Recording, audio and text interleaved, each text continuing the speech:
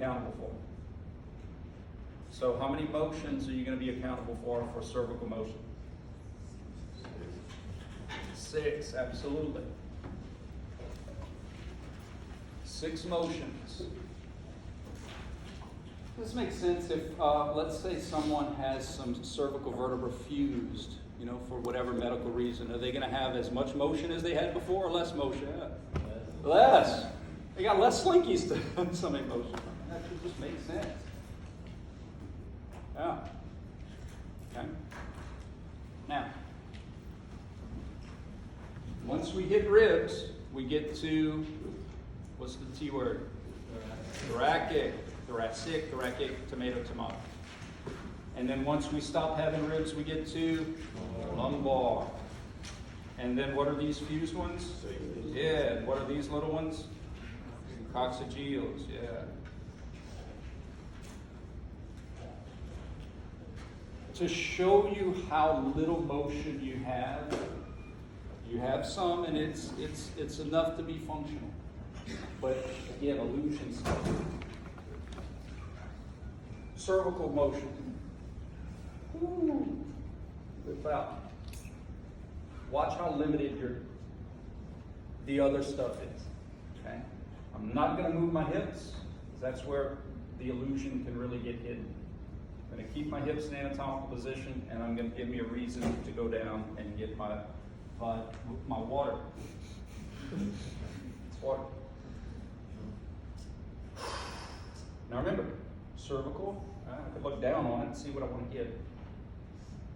The other stuff.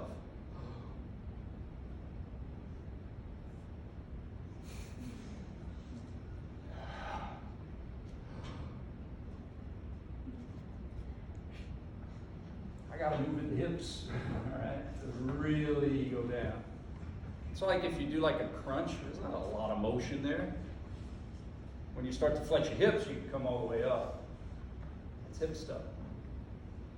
So you do not have as much. Now, why don't you have as much? Well, you got some ribs here that are kind of, you know, yeah, they're pliable. It's not bone, although there's a lot of cartilage in there that's very pliable and they can move around. But more than the ribs, you got a lot of investment to protect. A lot of investment to protect. Stability and mobility. You cannot have the best of both worlds, okay? So we do have summative motion here.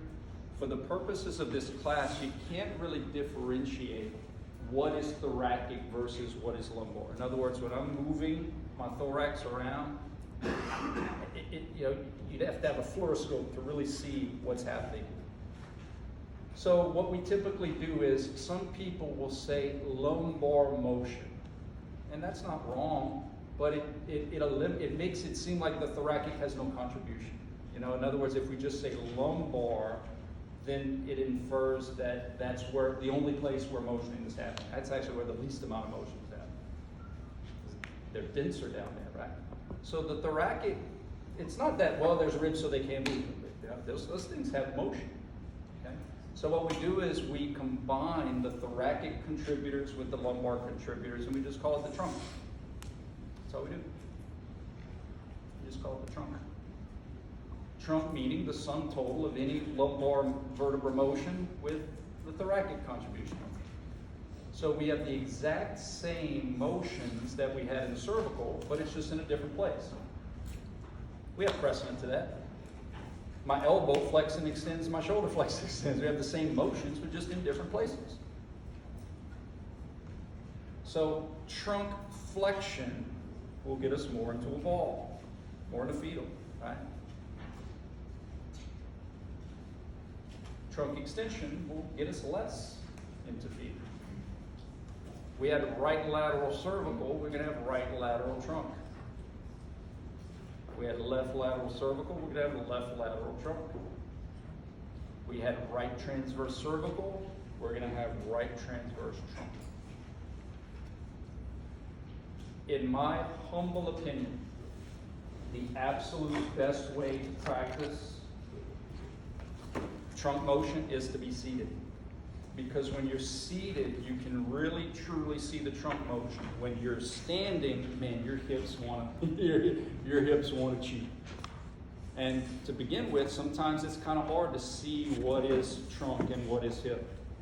So take those hips out of it, sit down, sit-toi, and then you can really see contribution, especially in the transverse plane. And it is so tempting to give credit to trunk motion when it's hip motion. I'm going to get to the why. It's about the pelvis.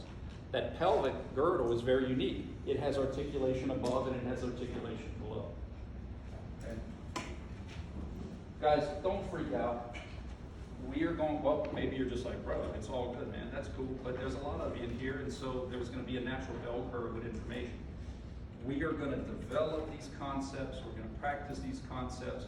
We're going to do a ton of examples. All right, so I just needed to get the verbiage down. Wait, I got a favor. Before I let y'all go. I just need to get the terms down. You guys study it, know it, so that way when we do develop it, it'll come a lot easier, okay? All right, if you could humor me, remember how I said my boys wanted to do a YouTube video? We did it. Now, you don't have to watch it, right? But every day my son's like, Dad, how many likes do we have?